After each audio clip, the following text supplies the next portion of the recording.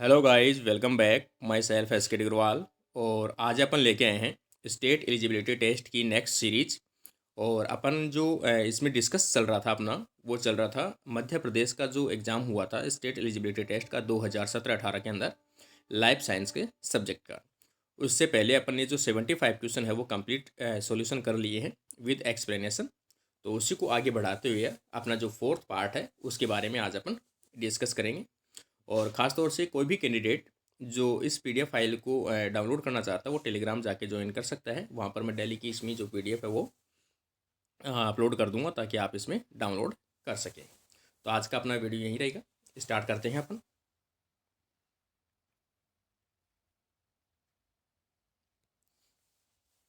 Question number 76।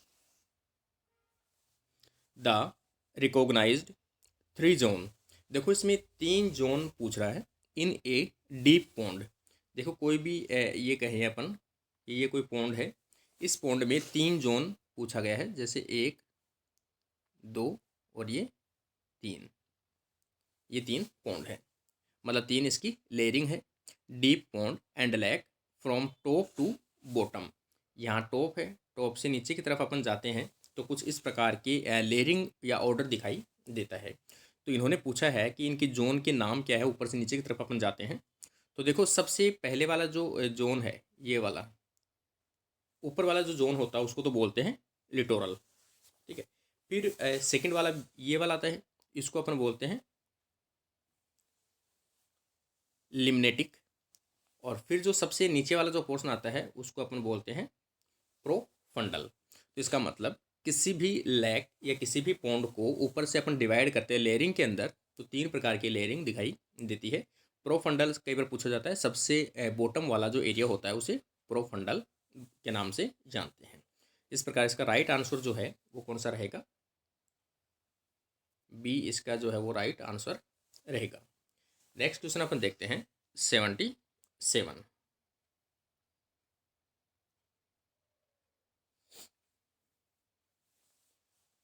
Which of the following international efforts made to tackle global climate change? देखो ये अपन कहें कि जो क्लाइमेट चेंज हो रहा है या ग्लोबल क्लाइमेट चेंज हो रहा है उसको बचाने के लिए, उसको सेव करने के लिए इंटरनेशनल लेवल पर कौन से एफर्ट किए जा रहे हैं, ऐसी कौन सी कोशिश की जा रही है ताकि इनको अपन कंट्रोल कर सकें, उसके लिए पूछा गया है। तो यहाँ पर ऑप्शन अपन देखें। First, inter governmental panel on climate changes, इसका मतलब IPCC. Second, United Nations framework convention on climate changes, UNFCCC. अगला है Montreal protocol on substance that deplete the ozone layer, all of these. तो यहाँ पर ये तो तीनों कार्यक्रम है, ये तीनों ही कैसे हैं, ग्लोबल क्लाइमेट चेंजेस है उसको कम करने के लिए, उसको कंट्रोल करने के लिए एफर्ट किए जा रहे हैं तीनों प्रोग्राम के थ्रू। तो यहाँ पर अपना जो राइट आंसर है वो क्या रहेगा? अपना डी रहेगा, ये वाला। क्योंकि यहाँ पर ये सभी प्रोग्राम है वो इसके लिए हेल्पफुल या हेल्पफुल है। नेक्स्ट क्वेश्चन अपन देखें यहाँ पर 78। एंथ्रोपोड्स having tails strong enough to assist them in locomotion and use as fifth hand are called monkey। देखो आजकल जिसे अपन लंगूर कहते हैं उनकी खास तौर से यहाँ पर अपन देखें कुछ पूछ इस प्रकार से इनकी रहती है। और यहाँ पर अपन देखते हैं कि ये जो टैल इनकी है ये इनके क्या करती है, बैलेंस बनाने के लिए यूज में आती है। और फिफ्थ अपन कह सकते हैं पांचवा पैर के रूप में भी वर्क करता है, ये अपन कह सकते हैं इसको। जो यहाँ पर दिया गया है कि एंथ्रोपोड्स जिनमें मजबूत पूंछ पाई जाती है, यहाँ पर मजबूत पूंछ पाई जाती है और उन्हें चलने में सहायता करती है, वह पांचवा हाथ का काम करता है, वे बंदर क्या कहलाते हैं? ऐसे कौन से बंदर हैं? तो ये इनको अपन कह सकते हैं कि जो न्यू वर्ल्ड, नए वर्ल्ड के जो बंदर हैं उनको अपन कह सकते हैं। तो इसका राइट आंसर आ जाएगा न्यू वर्ल्ड। नेक्स्ट अपन देखते हैं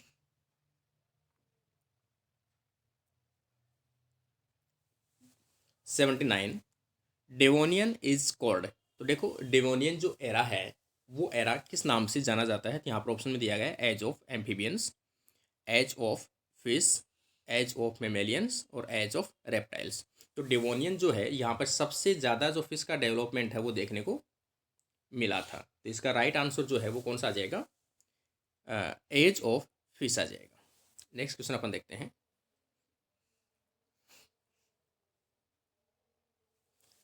80 नंबर अपन देखें।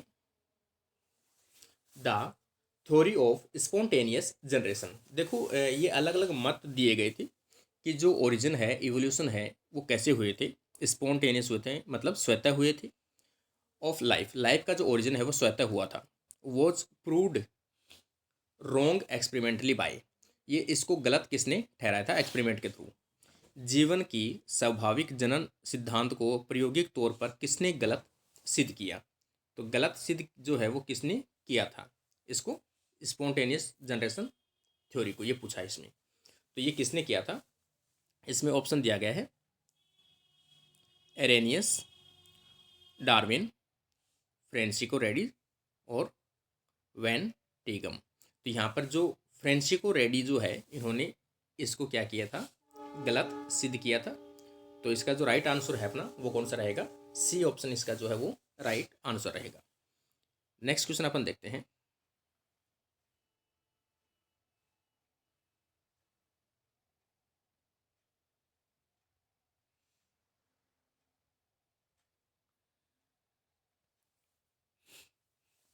एटी वन देखें।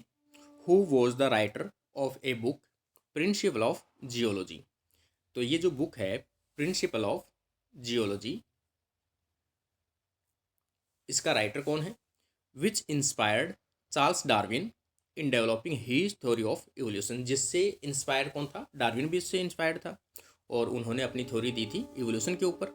तो ऐसे कौन थे जिनकी ये बुक भी थी प्रिंसिपल ऑफ जियोलॉजी, और उनसे इंस्पायर्ड कौन थे? डार्विन थे। तो यहाँ पर ऑप्शन दिया गया है एल्फ्रेड रसेल, वेलेस, अगस्त विजमैन, चार्ल्स लेली या लाइली और जॉन हैंसलो। तो यहाँ पर ऑप्शन देखिए अपन, जो सी ऑप्शन जो है चार्ल्स लाइल, चार्ल्स लाइल जो थे, इन्होंने सबसे पहले बुक के लिए लिखी थी प्रिंसिपल ऑफ जियोलॉजी, और इनसे काफ़ी प्रभावित थे अपने कौन? जो डार्विन थे, ये इनसे काफ़ी प्रभावित थे और उनको पढ़ के, उनकी स्टडी करके, उनके आइडियाज़ को देखकर इन्होंने भी एक्सपेरिमेंट आगे अच्छे से परफॉर्म किए थे और इन्होंने सिलेक्शन ऑफ नेचर को थ्योरी दी थी, नेचुरल सिलेक्शन। तो यहाँ पर इसका राइट आंसर आ जाएगा चार्ल्स लाइल। नेक्स्ट क्वेश्चन अपन देखें।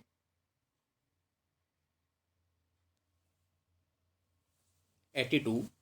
जियोग्राफिकल बैरियर और physical isolation mechanism lead to speciation. Speciation का मतलब अपन जानते भी हैं कि कोई भी एक यहाँ पर कोई पॉपुलेशन रह रही होगी। जैसे यहाँ पर मैं एक पॉपुलेशन बना देता हूँ, यहाँ कोई एक पॉपुलेशन रह रही होगी और इसमें सभी ऑर्गेनिज्म कुछ इस प्रकार से रह रहे होंगे। इस प्रकार से अचानक से पता चलता है कि इसमें कोई जो बैरियर है वो आ जाता है और यहाँ से कुछ इस प्रकार से इनके बीच में बैरियर या जियोलॉजिकल बैरियर या पहाड़ी निकल जाती है, जिसका कारण से ये जो एरिया है वो दो टाइप में बट गया, एक ये वाला और एक ये वाला। काफ़ी लंबा टाइम यदि बीत गया तो इनके बीच में रिप्रोडक्शन या अपन कहें फर्टिलाइजेशन नहीं होने के कारण से इनके करेक्टर धीरे धीरे धीरे धीरे नेचर के साथ में चेंज होने लगे और जिसके कारण से दो स्पीसीज़ का फॉर्मेशन हो गया, यहाँ पर ए स्पीसीज़ और यहाँ पर बी स्पीसीज़। तो ये जो कंडीशन है स्पेसिएशन और मैकेनिज्म है आइसोलेशन, कौन सी आइसोलेशन? जियोग्राफिकल, क्योंकि यहाँ पर पहाड़ी बताई मैंने, यहाँ पर कोई भी पहाड़ी का है, कोई दरार है, वो आ गई, वो बैरियर। तो इस प्रकार का जो फॉर्मेशन है स्पेसिएशन का, उसे अपन क्या कहते हैं? एलोपैट्रिक कहते हैं।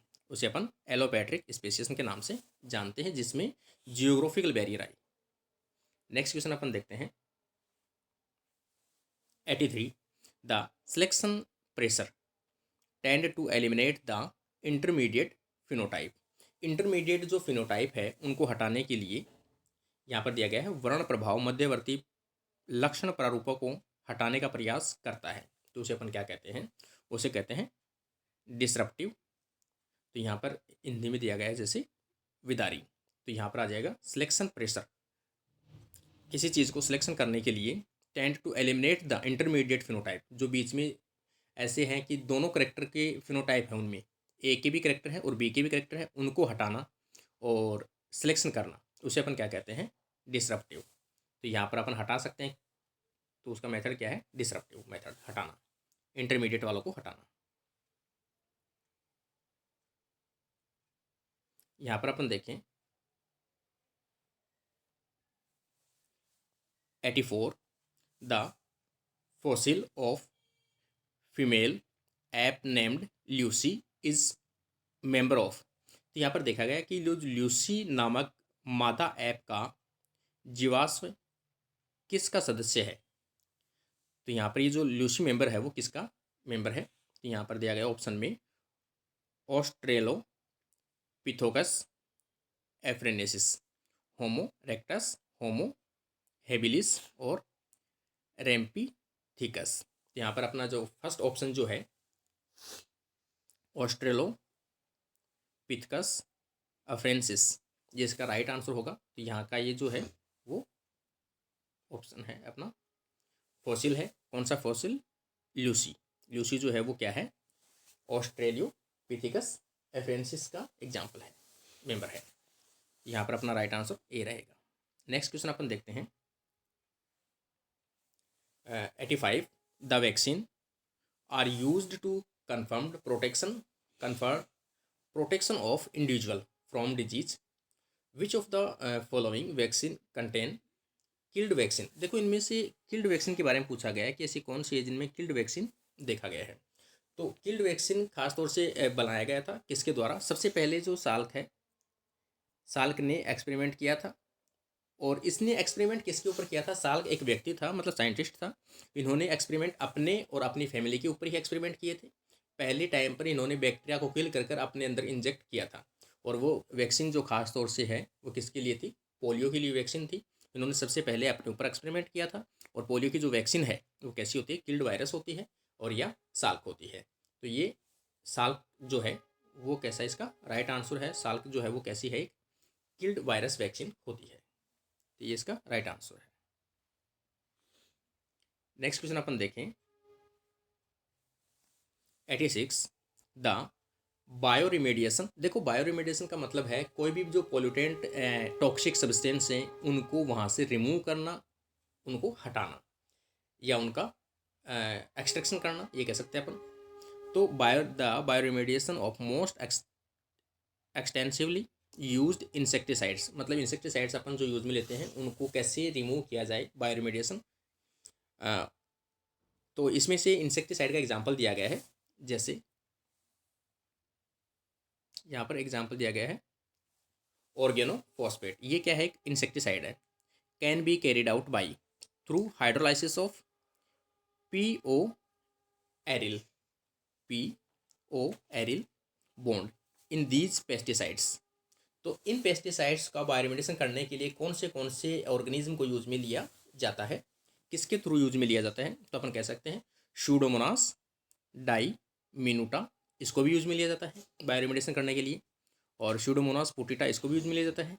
और आर्क्रोबैक्टीरिया विस्कस, या अपन कह सकते हैं अर्थ्रोबैक्टस विस्कस, ऑल ऑफ दीज, इन सभी को यूज में लिया जाता है ऑर्गेनोफॉस्फेट को बायोरिमेडिएट करने के लिए। जिसका राइट आंसर जो रहेगा वो कौन सा रहेगा, अपना डी रहेगा, all of these. Next question अपन देखते हैं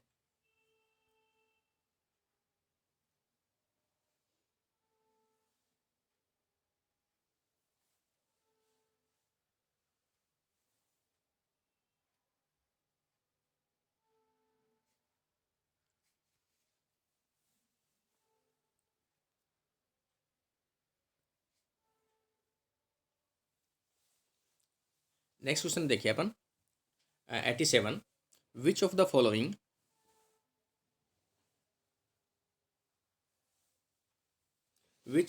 following micro organism is exploited to synthesise vitamin. देखो इनमें से कौन सा ऑर्गेनिज्म है जिसको विटामिन प्रोडक्शन के लिए यूज में लिया जाता है, खास तौर से कौन सी विटामिन, राइबोफ्लेविन। राइबोफ्लेविन, राइबोफ्लेविन की प्रोडक्शन के लिए यूज में लिया जाने वाला ऑर्गेनिज्म। यहाँ पर देखा निम्नलिखित से कौन सा जीवाणु विटामिन राइबोफ्लेविन के सिंथेसिस के लिए प्रयुक्त होता है।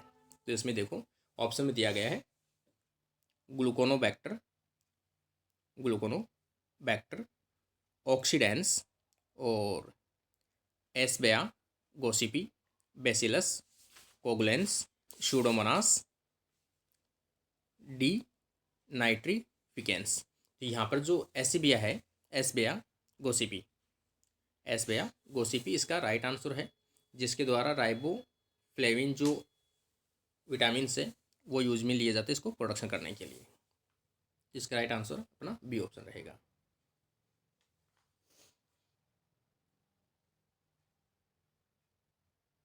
नेक्स्ट क्वेश्चन अपन देखें 88,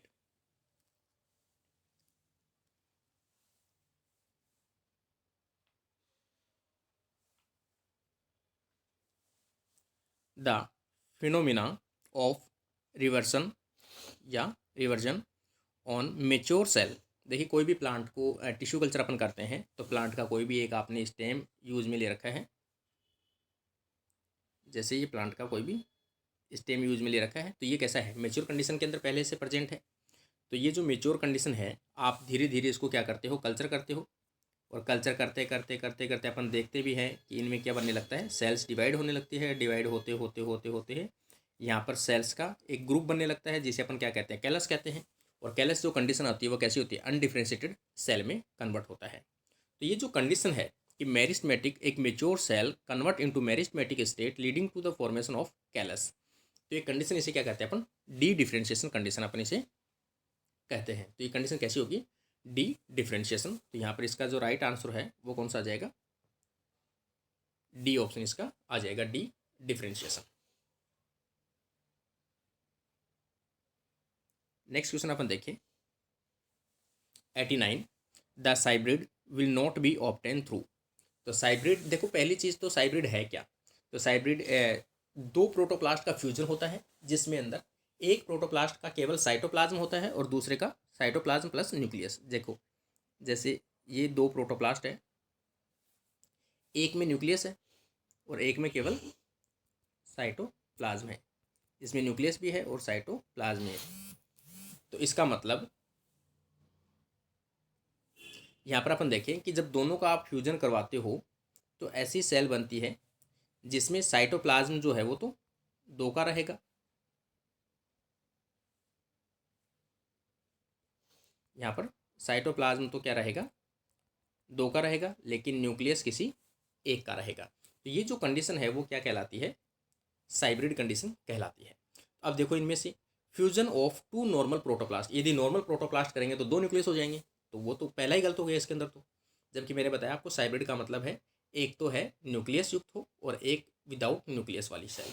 बी में दिया गया है fusion of normal protoplast with enucleated protoplast, enucleated मतलब जिसमें न्यूक्लियस प्रेजेंट नहीं हो, ठीक है। Fusion of normal protoplast with protoplast containing no viable nucleus, उसमें न्यूक्लियस वायबल नहीं है। Selective elimination of one of nucleus from the heterokaryons, ये भी हो सकता है।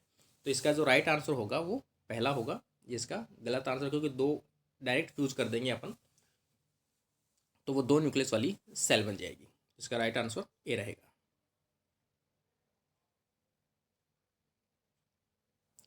यहाँ पर अपन देखते हैं 90 number 90, the first biosensor based instrumental commercialised was. देखो सबसे पहले जो बायोसेंसर बनाए गए थे कॉमर्शियल लेवल के ऊपर, तो पहला जैव संकेतक उपक्रम जो व्यावसायिक रूप में बना था वो कौन सा था, तो यहाँ पर ग्लूकोज को चेक करने वाला था, तो पहला आ जाएगा ग्लूकोज एनालाइजर। तो पहला जो ऑप्शन है वो आ जाएगा इसका राइट आंसर, ग्लूकोज एनालाइजर सबसे पहले बनाया गया था बायोसेंसर। अगला फिर ऑप्शन में दिया गया है बीओडी एनालाइजर है, टॉक्सिक गैस डिटेक्टर है, एफ्लाटॉक्सिन्स डिटेक्टर्स है, ये सब बाद में बने, तो पहला कौन सा था, ग्लूकोज एनालाइजर था। नेक्स्ट क्वेश्चन अपन देखें, बायोरिएक्टर आपको देखना है तो वीडियो में जाके देख सकते हो आप प्ले लिस्ट के अंदर, तो आपको बायोरिएक्टर मिल जाएगा। नेक्स्ट क्वेश्चन अपन देखते हैं, the clinical trial on gene therapy have been carried out in which of the following disorder और डिजीज। निम्नलिखित में से किन बीमारियों के लिए जीनोपचार द्वारा चिकित्सालय निरीक्षण या परीक्षण किए जाते हैं। मतलब कौन सा ऐसे डिजीज़ हैं जिनका ट्रीटमेंट खास तौर से किसके द्वारा किया जाता है, जीन थेरेपी के द्वारा किया जाता है, ये इसमें पूछना चाह रहा है वो। तो जीन थेरेपी में सबसे इम्पोर्टेंट है ऐसी हाई डिजीज़ हो, खास तौर से जिनका कोई ट्रीटमेंट नहीं हो, उन्हीं का केवल जीन थेरेपी किया जाता है। जैसे इसमें एग्जाम्पल में अपन देखें तो यहाँ पर देखें अपन, जैसे मस्कुलर डेस्ट्रोफी, हीमोफीलिया और सिस्टिक फाइब्रोसिस, ये तीनों डिजीज ही ऐसी है जिनका ट्रीटमेंट खासतौर से जीन थेरेपी के द्वारा किया जा सकता है। इसका राइट आंसर जो होगा वो होगा ए होगा, muscular dystrophy, haemophilia and cystic fibrosis. Next question अपन देखें 92, in the ELISA test an essential requirement is reaction brought about by. तो देखो एलिजा जो टेस्ट है वो खास तौर से जो एंटीबॉडी एंटीजन है उसको डिटेक्ट करने के लिए यूज में ली जाती है, एंटीबॉडी को डिटेक्ट करने के लिए यूज में ली जाती है। तो यहाँ पर अपन देखें कि एलिजा के लिए सबसे ज़्यादा जो रिक्वायरमेंट है वो किसकी है, तो ऑप्शन में दिया गया है A fungus, protozoans, the substrate complement, radioactive isotope और एंजाइम। तो अपन जानते हैं सबसे ज़्यादा जो रिक्वायरमेंट है एलिजा के अंदर वो एंजाइम की आवश्यकता पड़ती है, काफ़ी एंजाइम्स इसमें यूज में आते हैं। हॉर्स रेडिस, पेरोक्सीडेज जैसे यूज में आते हैं। नेक्स्ट क्वेश्चन अपन देखें 93, in high voltage electrophoresis. Electrophoresis अपन जानते भी हैं एक मेथड है जिसके द्वारा जेनेटिक मटेरियल जो है डीएनए और प्रोटीन से उनको सेपरेट किया जाता है उनकी साइज और उनके चार्ज के अकॉर्डिंग। तो यहाँ पर high voltage electrophoresis, the speed separation increase by the use of potential gradient. ठीक है, तो यहाँ पर देखें पृथक्कण की रफ्तार को किस विभव प्रवणता को बढ़ाया जा सकता है, किस स्पीड की, किस वोल्टेज के कारण से इसकी स्पीड बढ़ाई जा सकती है। तो यहाँ पर अपन देख सकते हैं जैसे 200 वोल्टेज। तो यहाँ पर ऑप्शन में अपन देखें तो इसका राइट आंसर जो होगा वो हो जाएगा B option, 200 voltage per centimetre. Next question अपन देखें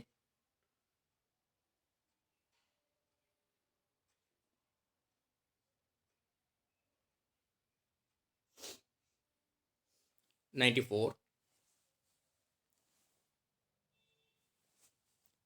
94 में अपन देखें a measure of discrepancy existing between observed and expected frequencies is supplied by the statistical method. तो यहाँ पर दिया गया है आंकलित आवर्ती और अपेक्षित आवर्ती में आई विसंगति के मापन को किस सांख्यिकी विधि द्वारा मापा जा सकता है। तो यहाँ पर काई स्क्वायर टेस्ट के द्वारा अपन मेजर किया जा सकता है। तो इसका जो राइट आंसर होगा वो हो जाएगा B option,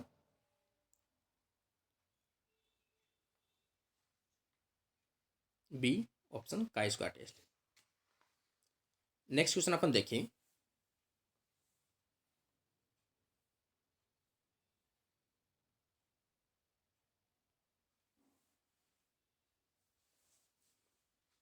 95, according to Ramachandran plot meant for the poly-L-alanine, which of the following statement is false। तो देखो पोली एल एलेनिन के रेफरेंस में पूछा है कि इनमें से कौन सा स्टेटमेंट फॉल्स है। तो यहाँ पर देखा जाए fourth option, one has phi and psi value generating left handed alpha helix found in protein and in energetically much favour. तो यहाँ पर इसका रॉन्ग आंसर है डी वाला। तो यहाँ पर इसका रॉन्ग आंसर जो रहेगा वो रहेगा डी वाला। नेक्स्ट क्वेश्चन अपन देखते हैं